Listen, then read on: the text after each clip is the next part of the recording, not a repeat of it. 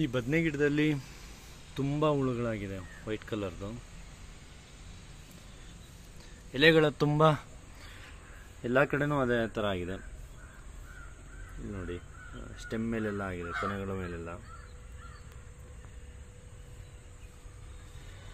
ನಾನು ಇಂಟರ್ನೆಟ್ರಲ್ಲಿ ಬ್ರೌಸ್ ಮಾಡಿದಾಗ ಮತ್ತು ಕೆಲವರು ಸ್ನೇಹಿತರನ್ನ ಕೇಳಿದಾಗ ಇದಕ್ಕೆ ಸೋಪ್ ವಾಟ್ರನ್ನ ಸ್ಪ್ರೇ ಮಾಡೋದಕ್ಕೆ ಕೇಳಿದ್ದಾರೆ. ಸೊ ಅದನ್ನು ಇವತ್ತು ನಾನು ಮಾಡ್ತಾಯಿದ್ದೀನಿ. ಸೋಪ್ ವಾಟ್ರನ್ನ ಈ ಚಿಕ್ಕ ಕ್ಯಾನಲ್ಲಿ ಸೋಪ್ ವಾಟ್ರ್ ಸ್ಪ್ರೇ ಮಾಡ್ತಾಯಿದ್ದೀನಿ.